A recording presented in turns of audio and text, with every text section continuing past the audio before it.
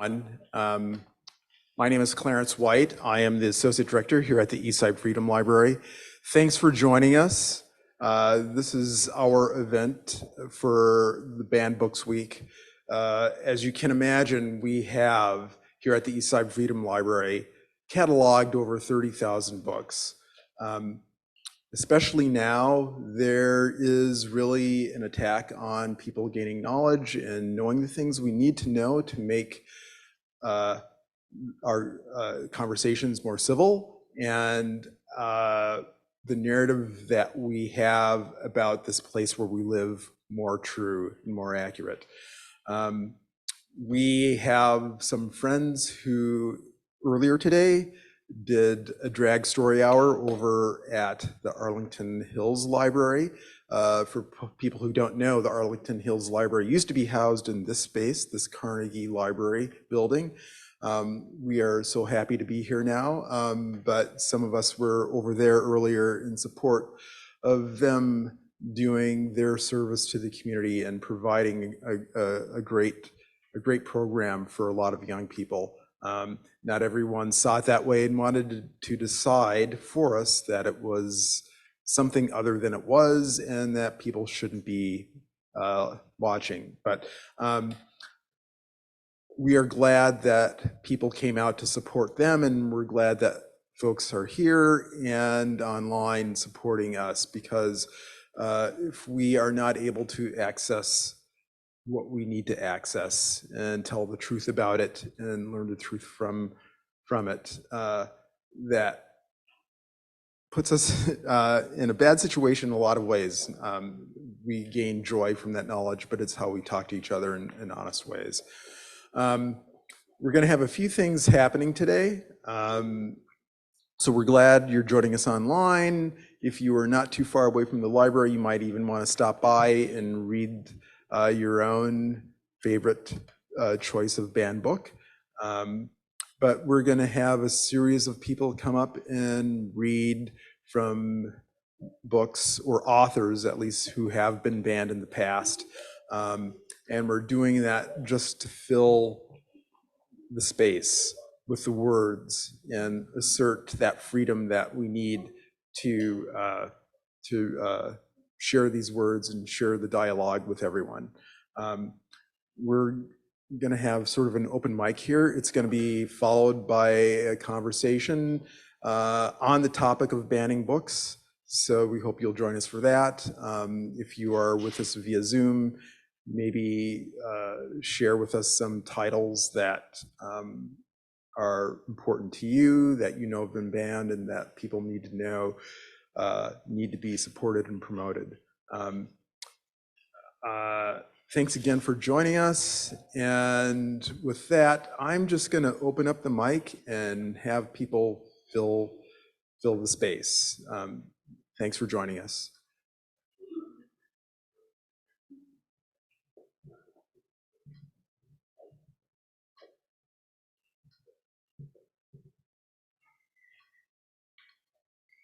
Hi, my name is Sarah Dovry-Woodali, and I am reading today from Art Spiegelman's Mouse, which was banned in Tennessee in February, and then proceeded to sell out on Amazon, which is not always the case for banned books. Sometimes when a book gets banned, it means it disappears. In this is the story of told by a father to a son of escape from the Nazi occupation of Poland. It's also, I should tell you, it's a graphic novel, so it's a lot of pictures. In Lublin, they took us to big tents, and there we sat. Eventually, came some people to see us from the Jewish authorities. Why are we being kept here? It's a very bad situation. Just before you arrived, there was another group of released war prisoners. 2 days ago, the Nazis marched them to a forest, and they shot all of them. They killed 600 people. We were the next party. International laws protected us a little as Polish war prisoners, but now, as a Jew of the Reich, anyone could kill in the streets. I was very frightened. Then we heard something give us a little hope. We've bribed the Germans to release prisoners into the homes of local Jews who will claim you as relatives. My name's Spiegelman. There's a friend of my family named Orbach in Lublin. I met him when I was here for army training. Fine. We'll try to register you as his cousin. That night, I went out from the tent. I had to urinate, and a guard began shooting at me. I ran quick inside and thought all night different things what could happen to us.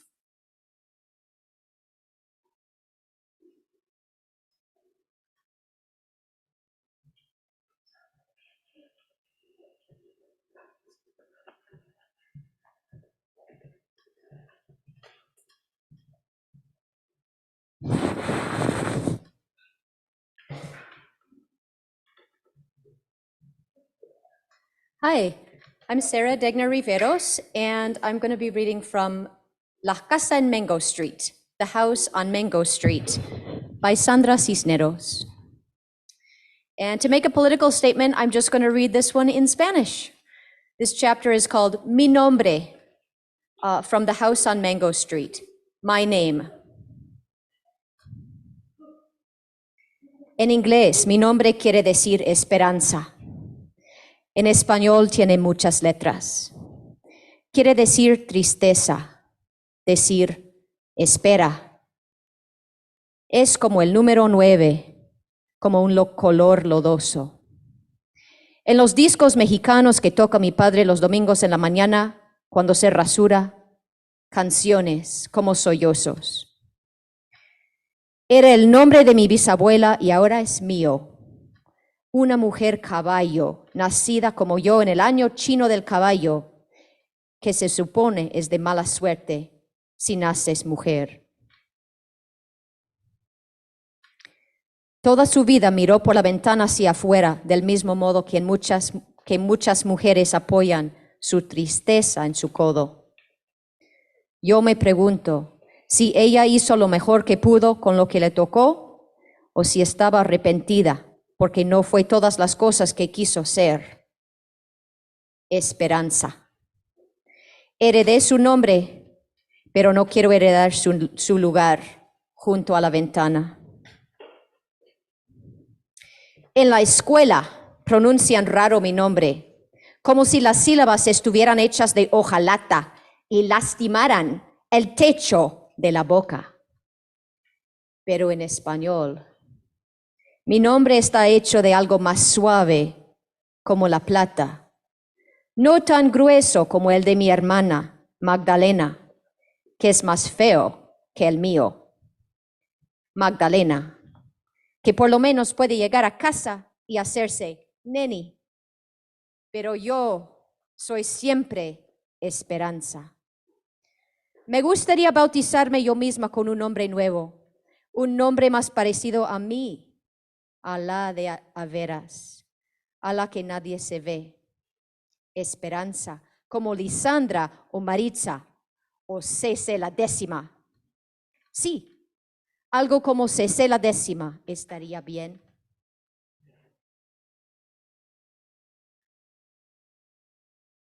And I also serve on the board of the Eastside Freedom Library as a volunteer, and I wanted to invite you to be a supporter of the library.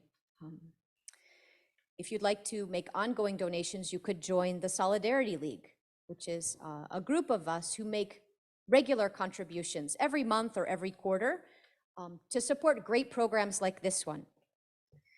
The Eastside Freedom Library is telling untold local and global stories and making space for literary production, for writers to write new work in this space and in this neighborhood. Thank you for your ongoing generosity and collaboration and for your presence here. This is your library. This is all of our library here on the East Side.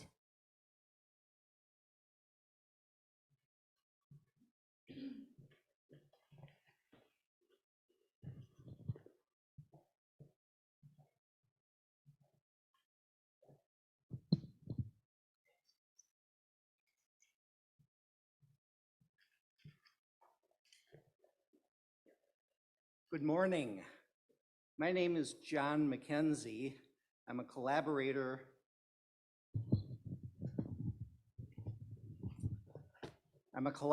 With the East Side Freedom Library. I've been cataloging books here for almost as long as the library's been open.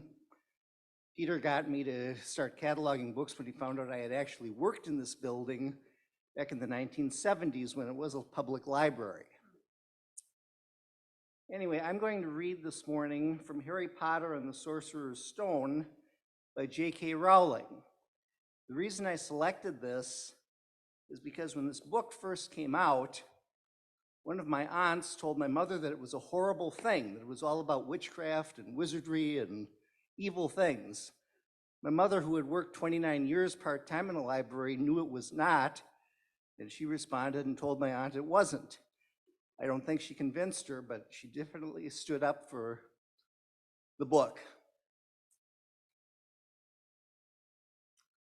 Call me Hagrid, he said. Everyone does.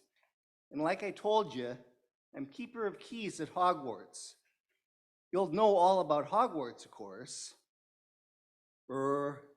No, said Harry. Hagrid looked shocked. Sorry, Harry said quickly. Sorry, barked Hagrid, turning to stare at the Dursleys, who shrank back into the shadows. It's them who should be sorry. I know you weren't getting your letters, but I never thought you wouldn't even know about Hogwarts, for crying out loud. Did you never wonder where your parents learned it all? All what? Asked Harry.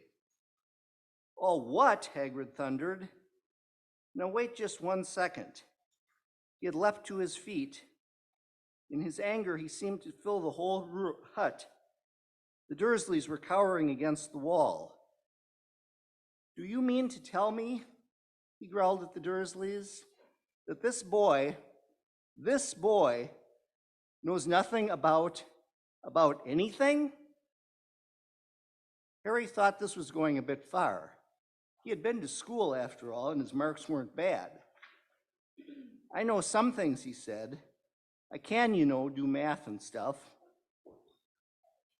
But Hagrid simply waved his hand and said, about our world, I mean. Your world, my world, your parents' world. What world? Hagrid looked as if he was about to explode. Dursley, he boomed. Uncle Vernon, who had gone very pale, whispered something that sounded like Mimblewimble. Hagrid stared wildly at Harry. But you must know about your mom and dad. I mean, they're famous. You're famous. What? My mom and dad weren't famous, were they? You don't know. Hagrid ran his fingers through his hair, fixing Harry with a bewildered stare. You don't know what you are? Uncle Vernon finally found his voice. Stop, he commanded. Stop right there, sir. I forbid you to tell the boy anything. A braver man than Vernon Dursley would have quelled under the furious look Hagrid now gave him. When Hagrid spoke, his every syllable trembled with rage. You never told him? Never told him what he was in the letter Dumbledore left for him? I was there. I saw Dumbledore leave it, Dursley. And you've kept it from him all these years? Kept what from me? Said Harry eagerly. Stop, I forbid you, yelled Uncle Vernon in panic. Aunt Petunia gave a gasp of horror. Go boil your heads, both of you, said Hagrid. Harry, you're a wizard. There was silence inside the hut. Only the sea and the whistling wind could be heard. I'm a what? Gasped Harry. A wizard, of course, said Hagrid, sitting back down.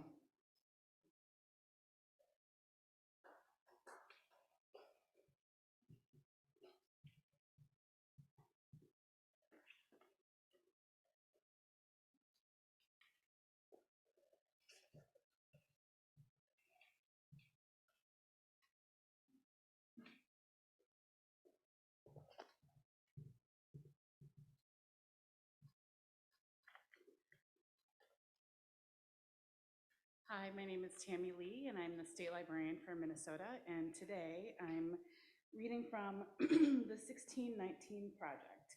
The 1619 Project, the 1619 Project is led by a journalist named Nicole Hannah-Jones, and it's a collection, a new narrative for how we look at American history. And the book has a bunch of different essays from great authors, people from the literary field, historians, and people that talk about politics and social issues. So today I'm reading a very short piece by one of my personal favorite authors, Jason Reynolds. So the 1619 Project is a banned book, and I'm reading a story by a banned author. Jason Reynolds is a writer of books generally for children, but his wonderful book, All American Boy, and the work that he did with Ibram Kendi also is currently on the banned books list, or at least in the last year. So this is from Jason Reynolds. It's titled Mother and Son. It's very short, so I'll be able to read the whole thing. November 4th, 2008. Barack Obama defeats John McCain, becoming the first Black president of the United States. I also have to give a caveat. I'm really hoping that I won't cry. Mother and son, Jason Reynolds. It started early, maybe 6 in the morning. We'd each drunk a half cup of coffee, but there was surely no time to finish because we had to go. My mother put on her hair and lipstick, gold earrings and perfume, but no heels. Not even short ones, not on this day. She knew we'd be standing. We left the house, the crisp air of November greeting us, and walked the half mile in the autumn orange towards Potomac High School. But halfway there, maybe not even halfway, we met the end of the line. All y'all waiting to vote? My mother asked a young woman, the anchor before us. The woman nodded. For weeks, the whole neighborhood had been buzzing. The gas stations and barbershops, the mail carriers and preachers, everyone gabbing about Barack Obama, and we had all shown up as if he'd been waiting for us at the school, as if he'd be the one handing out the confirmation stickers, as if we were voting for a family member and this was an overdue reunion. Kids were everywhere, some running around playing, others sitting high on the shoulders of young fathers, elders like my mother inching forward with canes and walkers, unwavering smiles smeared their faces. Dr. Henderson, a neighborhood legend, was there doling out his signature 3-fingered handshake. He'd lost 2 fingers in a lawnmower accident, a story he loved to tell the kids. The knuckleheads were there, the nerds were there, the nosy neighbors and never talked to nobodies, all there. Together, music, dancing, jokes, snacks. There was order, inch by inch, respect, person to person, and a palpable pride that seemed to tilt the chins of thousands of Black people toward hope. It took hours. My mother and I got home in the middle of the day and sat at the kitchen table to confer. I pulled out a small recorder I'd purchased just for this occasion. I can't believe I just did that, my mother said. I voted for a Black man who might actually win. She turned the TV on. He'll win. I pushed record. Baby, I've been alive a long time and I know more about America than you ever will. They'll do anything to discredit us. Say we're not human until they can't anymore. Then they'll say we're not American, say we're not smart. And if we are, then they'll say we're too arrogant. So if there's one thing never guaranteed to us here, it's victory. While we finished our coffee, I asked her questions about how this felt after having been a child in South Carolina in the 50s. She mentioned her memories of Emmett Till's murder and coming of age in Washington, D.C., and she recounted being at the March on Washington. But this, she said, flipping through the channels before landing on the news, this is different. I can't read the last paragraph because I'll cry, but you can read it in the 1619 Project. Thank you so much.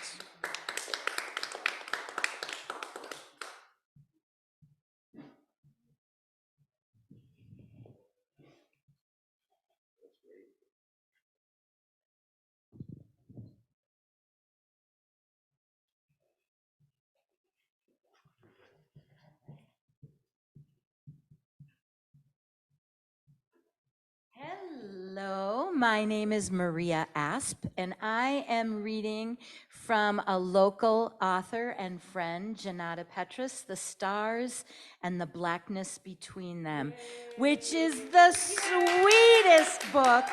If you haven't read it, go get a copy. It's about a friendship between Audrey, who has to leave Trinidad because of a romantic relationship she has, and her friend Mabel. Highly recommend this book, and any chapter is a good chapter. We pulled up to the woods entrance that leads to the beach. Queenie put the car in park, and before I knew, she swung to the passenger side, pulled me out of the car into her body. Stop calling it nasty, darling, Queenie said. I was in she arms, and I instantly collapsed into tears. I felt like I did as a little girl when I would be hurt and she would swoop me up and hold and rock me. She said she always knew who I was, and it makes me special. She apologized for my mother. I cried harder when she said that. She started crying too, which made me scared. Fight come out of Queenie before tears, but she was crying for me. I asked if I could stay with her forever instead of going to the States. She said, quiet, considering, darling, I wish I could, me darling, but I can't cross me daughter. I love she, but I know me daughter. She will never forgive me, and she will make your life hard. I ain't no gal, but maybe it would be easy if you went with your father. But, she said, before I take you to me home, let's go to the water and see what spirits say. And then she asked me if I had my pouch. I closed my eyes to collect myself and prepare for ceremony.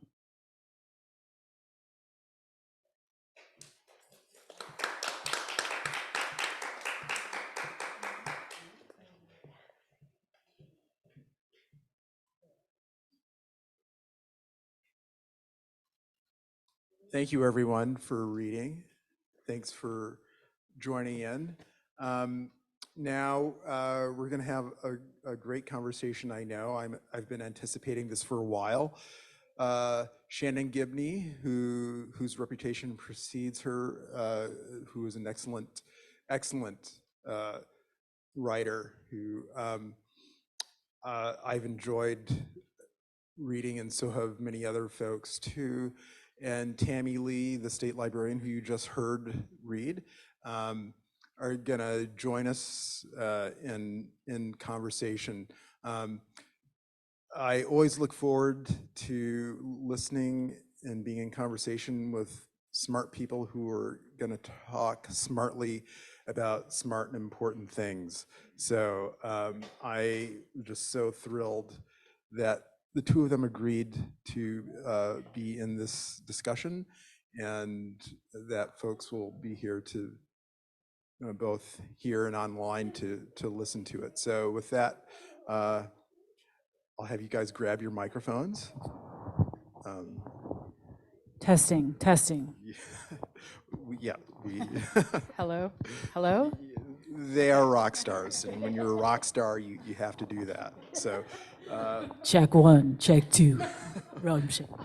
is this thing Let's start on? laying down a beat. Yeah. So Shannon and Tami, you want to take it away?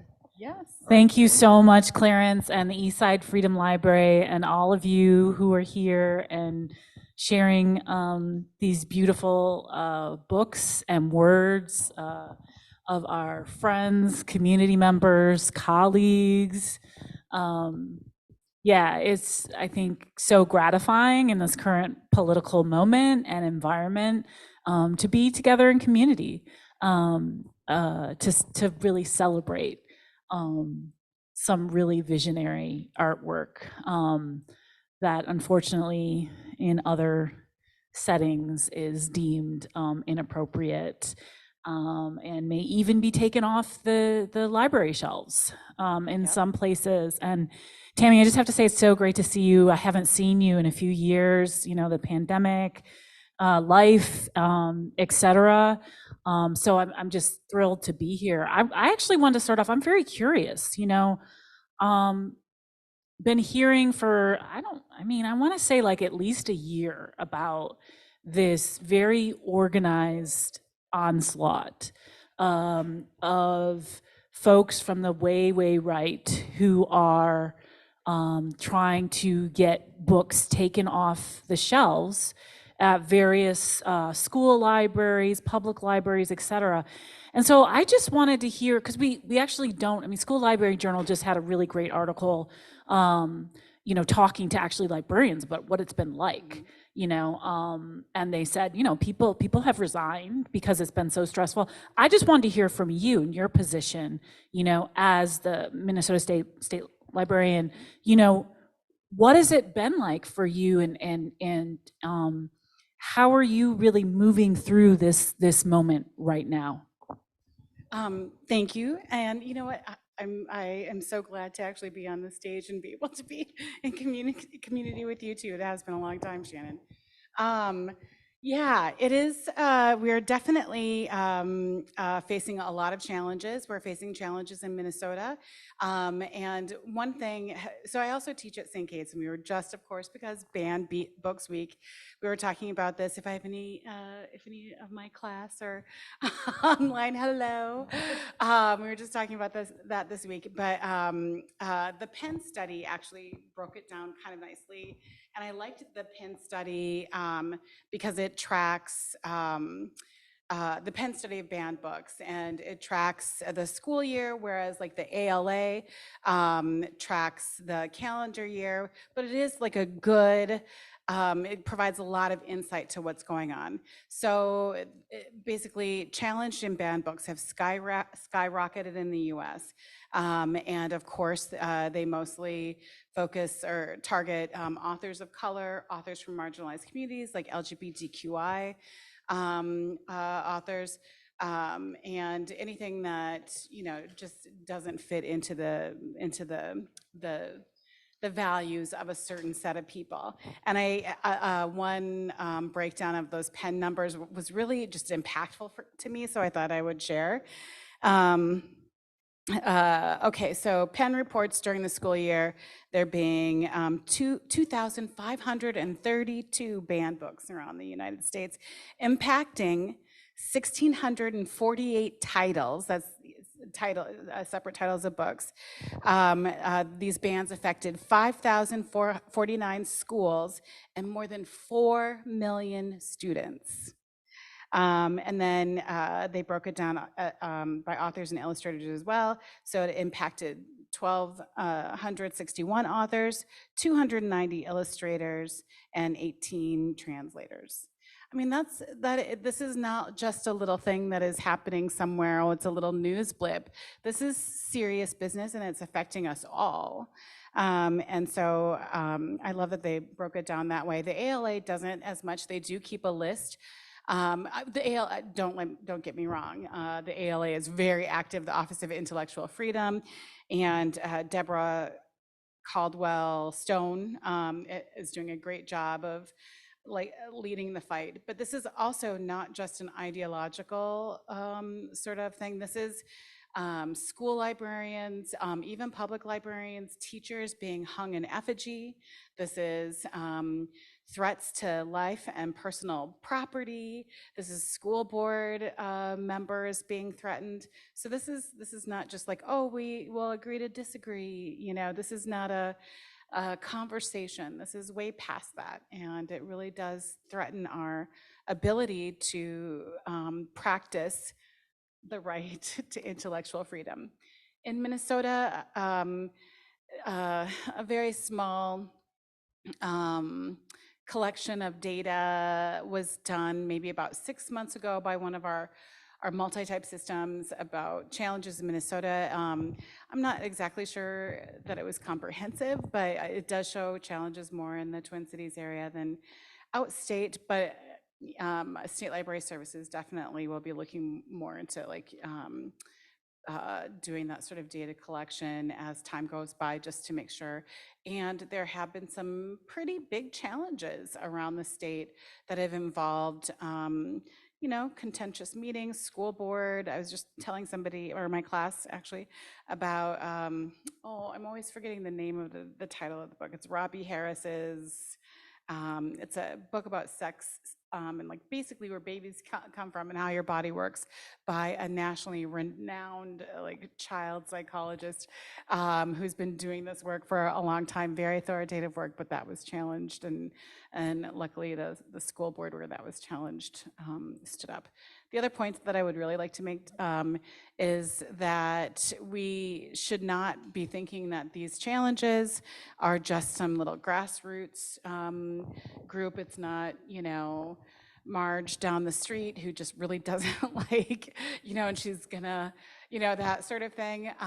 These challenges are very organized. They're often supported by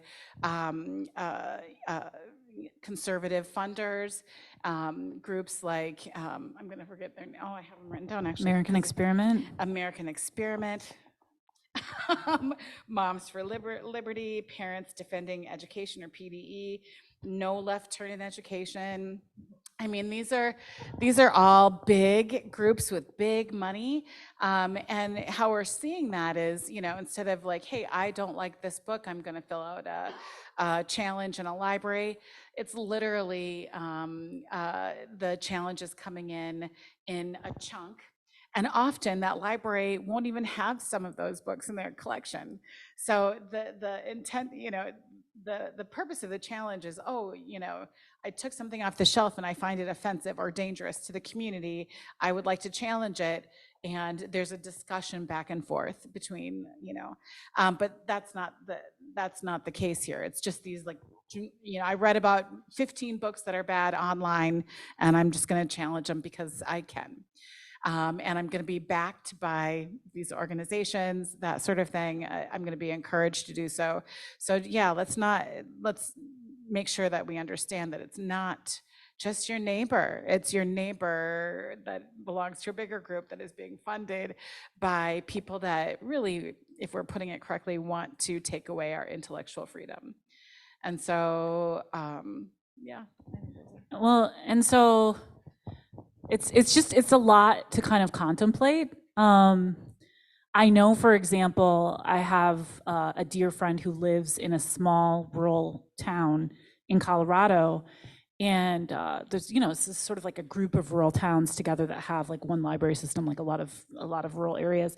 And so she was telling me when we were out there this summer that there are folks, you know, who come in from out of state, and they have summer homes.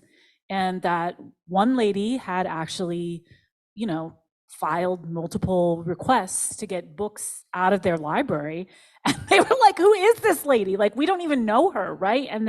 But then they have to deal with it, right? So I think that, you know, it can't be understated, kind of what you're saying, just how that this is a coordinated assault. As a writer, you know, when we first started seeing, you know, there's always been banned books, right? But really when we started seeing, again, this coordinated attack, and then people were also saying, and I think it's true, as we head into the midterm elections, that a lot of Republican candidates were, you know, they were like, okay, we see that, you know, a lot of our base, you know, these conservative parents don't like that books like The Stars and the Blackness Between them and the 1619 Project are in our children's curriculum, and this gets our base like riled up. So this actually needs to be a centerpiece of our base. And so, you know, just sort of like I think tying it to the current like political crisis and the political sort of tension in the country, and everything else that kind of comes with that is huge. But yeah, I was going to say, being a writer is just interesting because, you know, some books that get banned that are have been very successful, I've seen some writers publicly and on social media say, oh, great, my book got banned in another district, whenever that happens, my book sales go up. But then I have, you know, friends and colleagues in publishing that are like, no, they're like, this is not, it's never good when a book gets banned, because usually the kids that need the books the most that are being banned about LG, like queer, basically it's like queer folks and black folks, like books written by, like it's not that there's not other books being banned, but that's like the lion's share of the ones being banned, which makes it no surprise that like Junauda's book is gonna, because she's, you know, it's about like 2 queer black girls, like double whammy.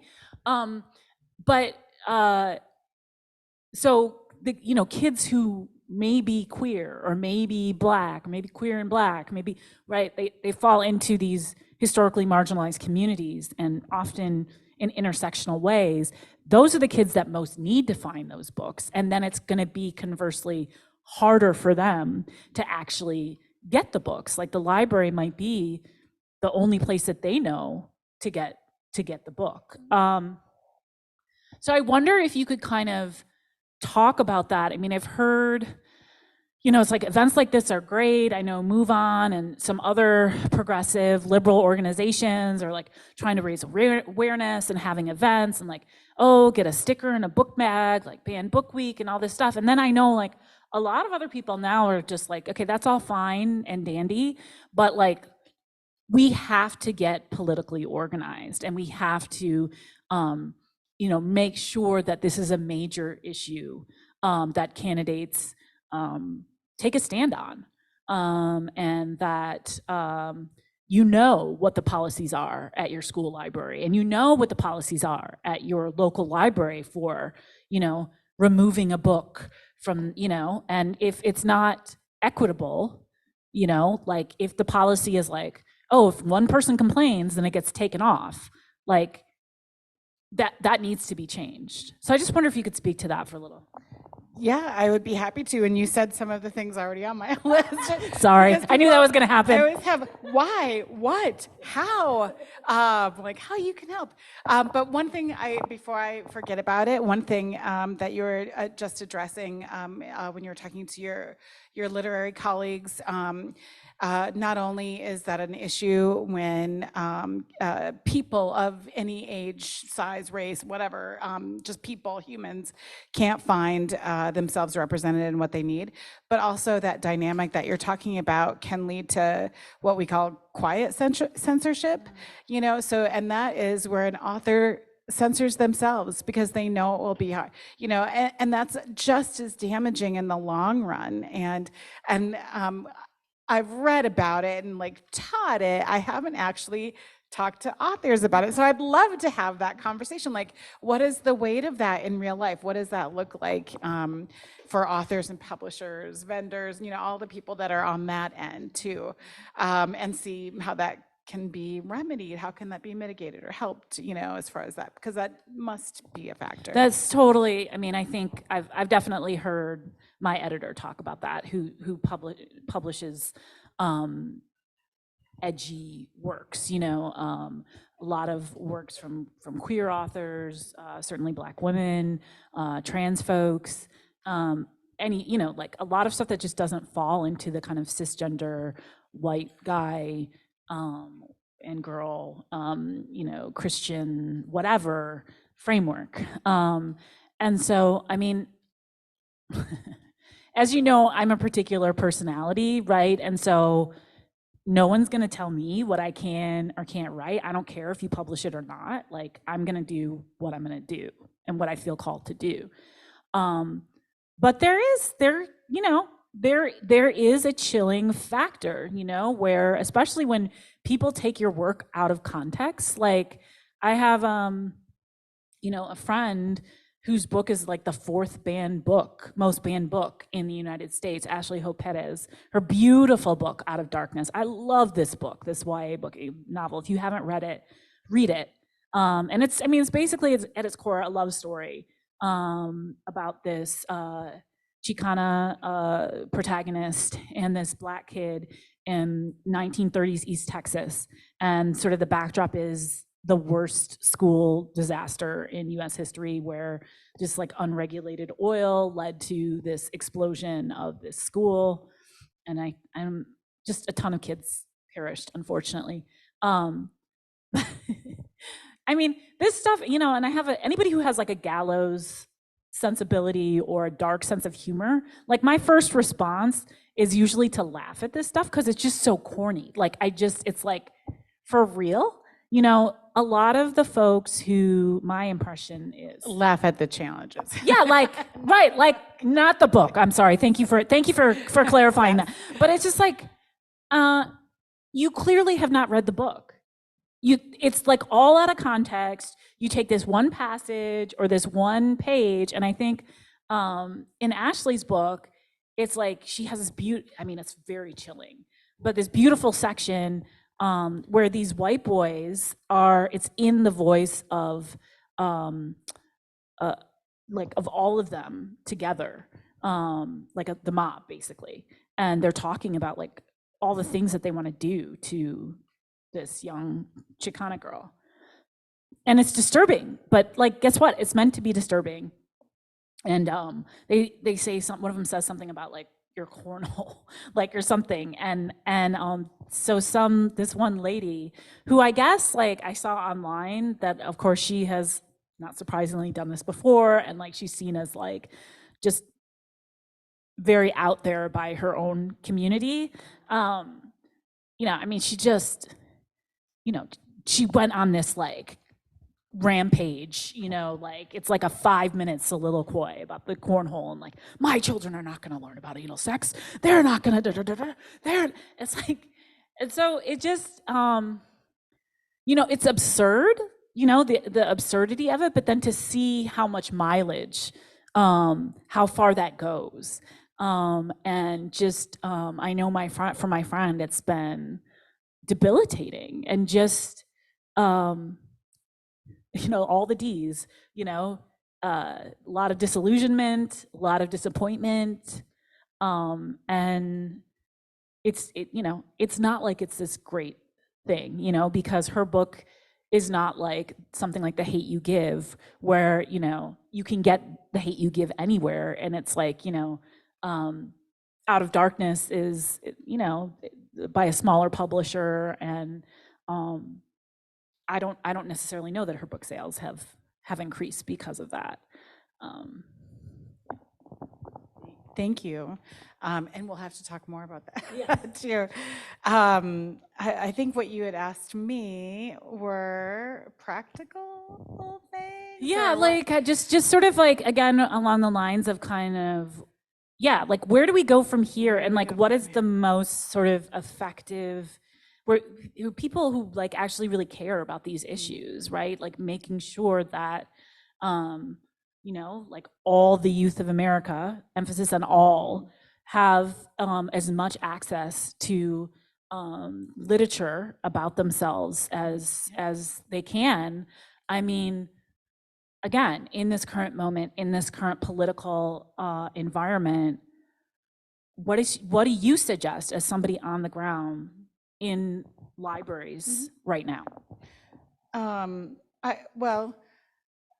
I think the first step is to know. It's important to know. It's important to make sure, like kind of like I was saying earlier about, or talking earlier about, I'm so sorry about that.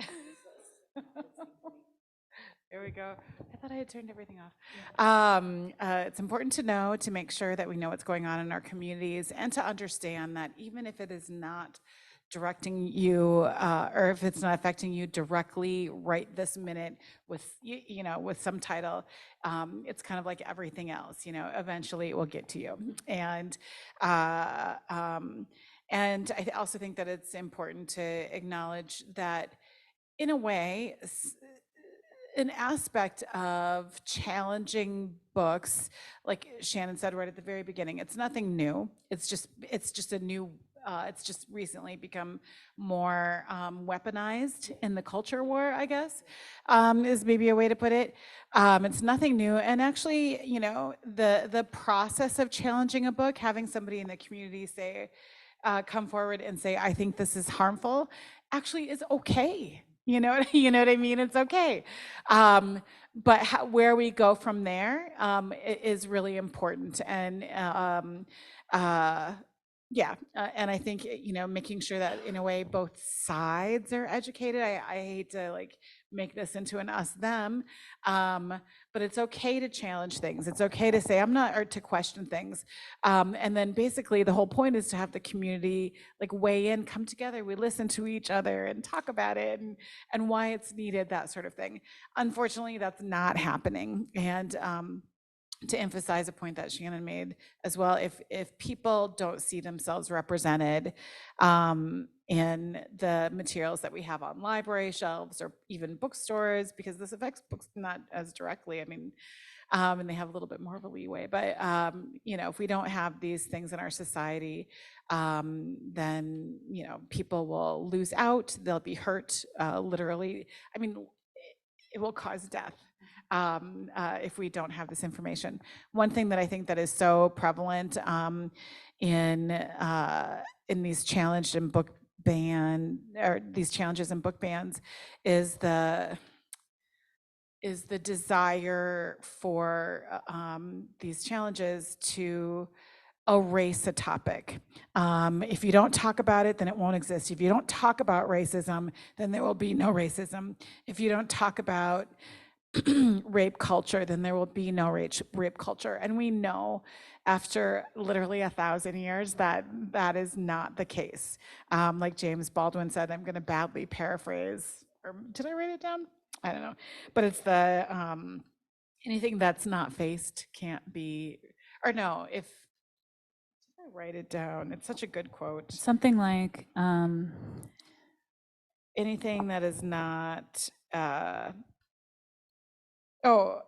everything that is faced can be changed, but nothing can be changed until it is faced. So yeah, we need to bring these things to the light. And and the way to do that in our own communities is, again, this is everyone's problem, even if it is not like affecting you immediately right now, that you still need to like keep your eye on it. You need to be involved. There's lots of great ways to do that, kind of passively or actively.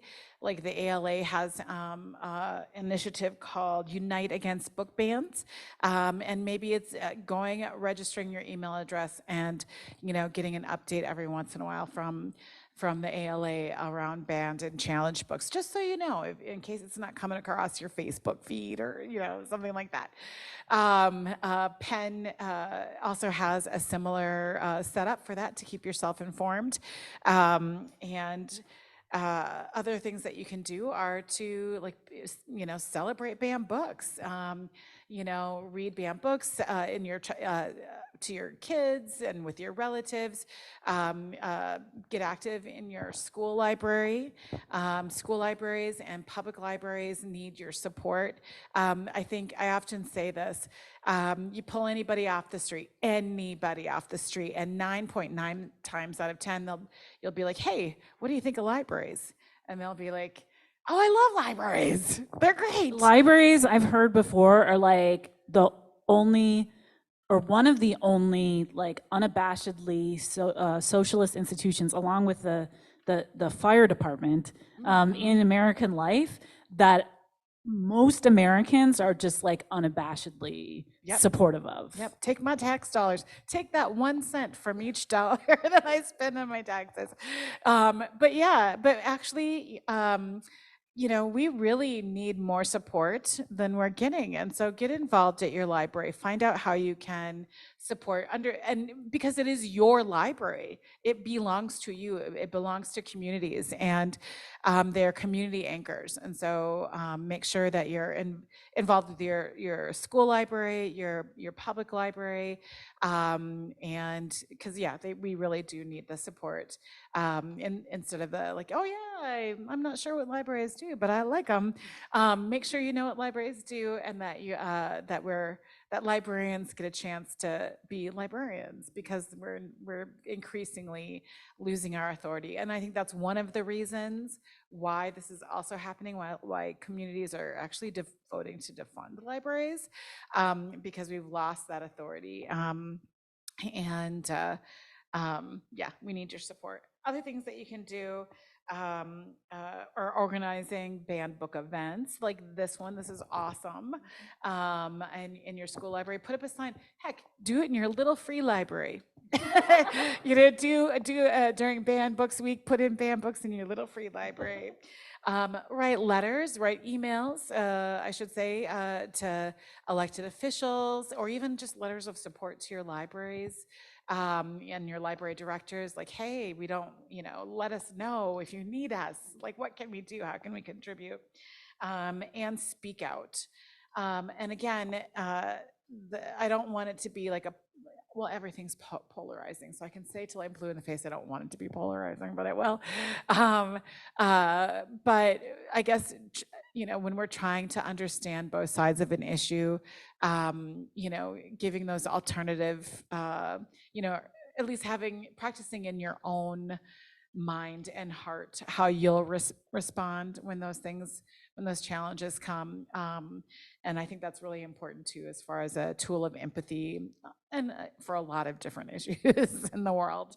And last but not least, I'm sure there's a ton of other things I'm forgetting, but on my list, last but not least, put your money where your mouth is. If you're able to put $1 or $2 or more into the efforts to defend intellectual freedom, then do so, because it is truly under attack. We are at a precipice, and it's only going to get worse before it gets better. And yeah, anything that can be done in that way would help. Yeah, love to hear. Thanks, you guys, for this great conversation. We have a question from our online audience, and I'm going to paraphrase it here. They were asking about like punishments that are in place. So like if a book gets banned, and maybe this is more for school librarians than others, but probably for other libraries mostly, but maybe any institution, you know, if a book gets banned, are people just not allowed to have it? So what if someone is found reading it? So for example, if in your school, maybe you know, this book gets pulled from the curriculum and from the shelf in the library, but somebody brings it in, either a teacher or a student, and it's like, I'm reading this and I'm having a conversation about it or whatever. I don't know what you've seen, Tami, or I don't know, Shannon, you're a parent with kids who read a lot, and like they probably have had some experience as well. So I don't know. Great question. Thank you so much. It is actually a little confusing sometimes, the definition of like challenged books, banned books, that sort of thing. Challenged books are exactly that. It is like a letter written to an organization that holds community collection of books and you know, challenging that book on the shelf. A banned book is one that has been taken off the shelf. There is, so at first I was like, oh, this is not fair. We're not at Fahrenheit 451 yet, but we kind of are. I might be getting this a little bit wrong. I think it's in Texas, but there was a proposal in the legislature there about there being a bounty, and it might have happened in other states as well, where if basically it's like a scavenger hunt for people, where if a book is banned in a community and then it's still found on a shelf in a library, then the finder could get up to a $10,000 like reward for pointing this out, and then there would be some sort of you know, punishment for the school library or the library that had it still on their shelf even after it was technically banned. As far as like a child or a person bringing a banned book into a location where it's been banned, that I haven't heard of, and hopefully that is not ever as far as like punishments or things like that, I haven't heard an incident of that, but I did just remember reading about the bounty. A bounty on books, that's deep. That is deep. Yeah, I mean, I think from my, you know, you're the expert on this, but like up here, but you know, from my limited experience, what I understand with banned books is that if it's a book that's been taken off the library shelf, and then that doesn't mean that other people, other kids in the community can't go out and get it, or necessarily that they would be punished for having it. Yeah, so that's my understanding of it. Yeah, I haven't heard of any situations like that as well. Or even, yeah, it does make my brain spin about like what the possibilities are for that. I'm like, oh. I hope we don't have to find out. Yes, me too. Me too. That would be very, Fahrenheit 451-ish. yeah, exactly. Are there any other questions?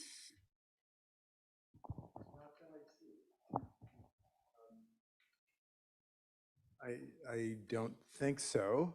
I have a lot of thoughts and questions, and so do a lot of people. I know it's a big issue for all of us.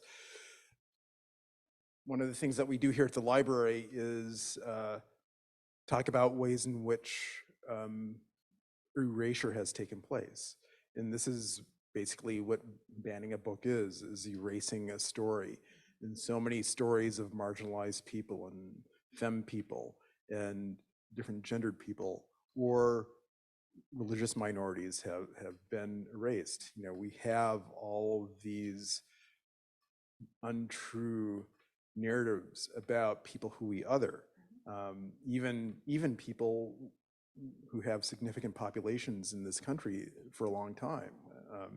And to be able to read about those things and hear the voices of those people is so important for us to be able to understand what it is we're doing as co-inhabitants of a community, but even places where we're never really going to get to talk to or see people. I mean, speaking as a citizen of a country with a very far-reaching foreign policy, I think that's really important. And we'll be having more events here in person and online that are going to be, we'll continue to talk about that. So yeah, I don't know if you guys had any more thoughts or. Well, I mean, I just want to say with regards to that, I mean, I do actually think that at the core, like that's what this is about, is not wanting to hear those stories of dissent from the dominant discourse of whatever you want to call it, American empire, you know, American dominance, white dominance, heterosexual dominance, male dominance, all these things, right? And that kind of up to this point, I feel like a lot of these folks who are making the challenges felt like they were quote unquote losing this particular culture war because, you know, as a as a writer from historically marginalized communities, like I don't necessarily feel that there's been like enough, or like certainly not like a tidal wave of representation from, you know, folks that have historically been left out, but it has been incremental and it is moving, the dial is moving, right? There are more of us who are Black, Indigenous, people of color, female identified, you know, whatever, working class, religious minority, like there are more of those narratives coming out, particularly, and then more teachers using them in their classrooms. And so now, of course, right, wherever you have a little bit of progress, there's always going to be a backlash, you know, and so that's really what we're dealing with now. And I think it's just, I think it's really hard, for me at least, not to see it in that way, not to feel it in my body as like, I don't actually want you to exist. So the way that I'm going to deal with that is to say, I don't want your story out there. That's how it feels to me, actually, just being honest. I think you make an excellent point there, that it's not just, you know, we like to say representation matters, and it does. But even, you know, I often get this question from libraries, and especially ones that librarians that don't feel like they have a very diverse community, and they're like, oh, do I really need to diversify my collection because I don't really have a lot of, X people in my community. And one thing that I always say, based on like the CCBC or I always forget the acronym, but it's the Children's Cooperative Center for Children's Book. Yeah, and they basically count the number of, they count diversity in books that are published every year, and for children. And it's important for dominant culture communities to see that they're not the only ones that can solve the mystery and lead the gang and do the thing, you know what I mean? And so, yeah, it's good to have that representation. It's good that it's burgeoning, that we're seeing more representation. And I think it's the pushback is like kind of, yeah, how dare you? I don't need to see that when in actuality you do. Well, yeah, I mean, it's like the woman who authored the Mirrors and Windows article. Rudine Sims Bishop. Yeah, she has this great, it's a very short article. You can Google it. Rudine Sims Bishop, Mirrors and Windows. Do yourself a favor after this and check it out. It's very short. But, I mean, she says in there exactly what you're saying. She says it's not just, she's talking specifically in terms of like, racial minorities. She's like, it's not just Black kids and kids of color that need to see themselves in children's literature. She's like, the white kids also need to see that like everything that they do is not great. Everything that white people have done is not great. And that like they actually need to like sit down and listen too. Like that's gonna make them like better students. That's gonna make them better like citizens. And it's like, it's just a good point, But we know how humans are. And if you're in a dominant category, that's probably not something that you often wanna hear, especially if it's been that way intergenerationally, which is why I think people have such vehement, kind of visceral responses to this. Yeah. There is another question.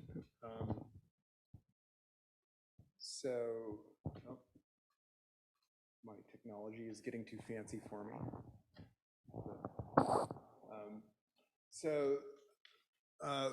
Someone is asking, what is the best way to find out when a book is being challenged, and if there's going to be a discussion about it, or maybe, where's that place where the decision is going to be made or a vote is going to be taken about that? Or how does that work, generally speaking? And I'm sure it works differently depending upon the space in which the book exists and the kind of challenge that happens. But I mean, this is kind of goes into what Tami was talking about being an active member of your community and being hooked into things. You'll hear, you will hear if it's like, a book has been taken off the shelf or somebody is challenging it or whatever. Like, I know I would hear. My daughter goes to Bancroft, my son goes to Anderson. I would know, just because I know a bunch of parents and I know a bunch of teachers who are parents and I know a bunch of, it just, I'm sure that there's also like websites and like, places that track that stuff as well. But I think, I don't necessarily think I'm personally not advocating for people to be like on high alert, like watching for like when this happens or whatever. But like my biggest point of advocacy, I think, would be just to like get connected, get involved, know what's going on in your library, know what's going on in your kid's school and their school library. Like, yeah. I would totally advocate for being on high alert all the time. You must check for, no, I'm kidding. No.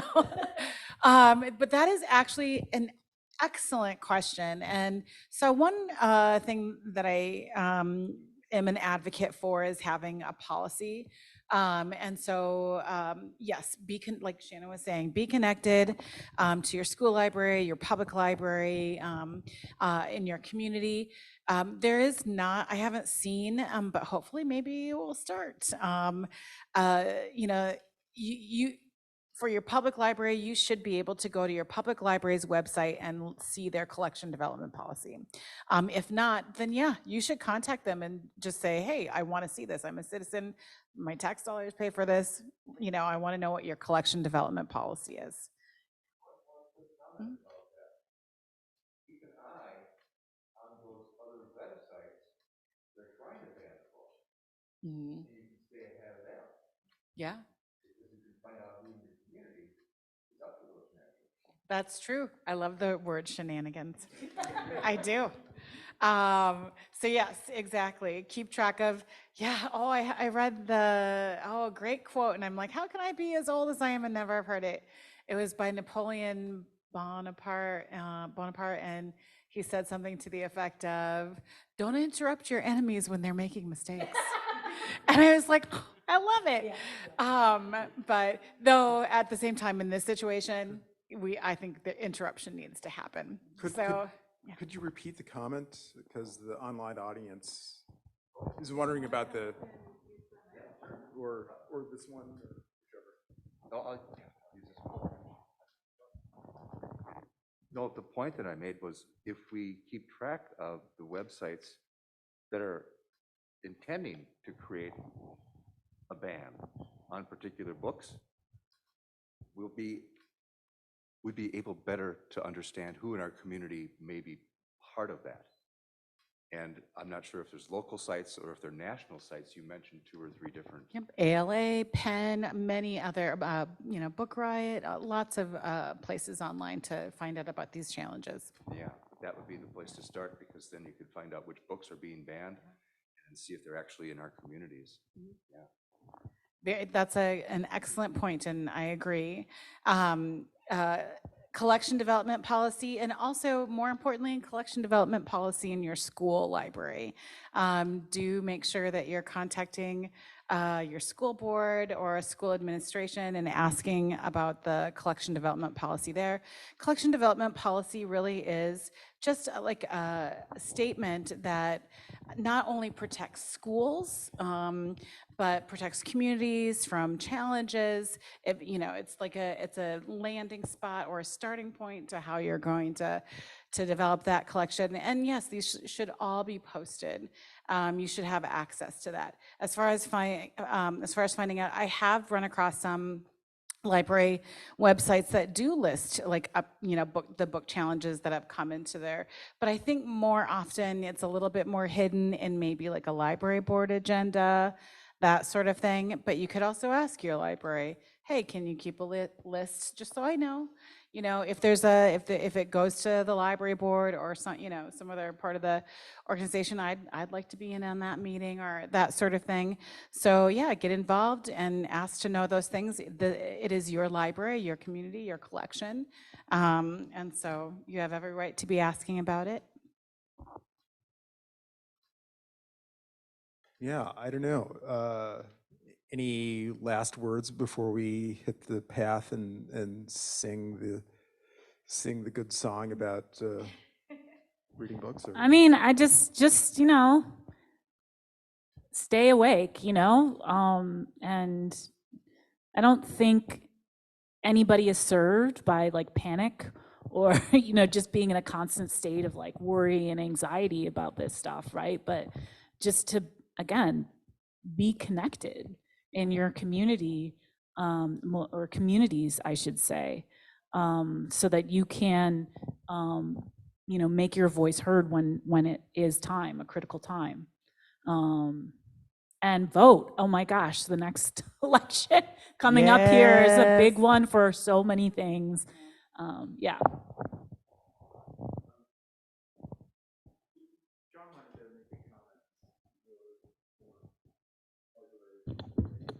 As one of you talked about supporting your libraries, and I don't know if every library system has this, but the St. Paul Public Library has the Friends of the St. Paul Public Library, which is a private organization that supports funding for the library. I mean, they raise funds, they support public funding, they support what the library is doing, and if you live in St. Paul and you want to support your library, join the Friends. And there's also Friends of the Hennepin There are lots of friends, organizations around the state of Minnesota. St. Paul is the largest. And they run the Minnesota Book Awards. do. We love them. They do, but yes, that is a wonderful point, and thank you for that suggestion, because yes, that is a great way to get involved with your library system, and also keep tabs on the things that we were talking about today. So yeah, I completely agree. I guess if I had anything to say in closing, I can't stress enough how we love that people love libraries, and we need you to just show it a little bit more. Please get involved with your local library, with your school library. There is ample evidence that libraries are really important, and they're important to how we work as a society. I was making the point to somebody the other day that nobody, a dad and his two little kids don't walk into the DMV and put down a blankie on the floor and start having a little family story time. Nobody goes up to the computer at the DMV desk and turns it around and starts filling out a job application.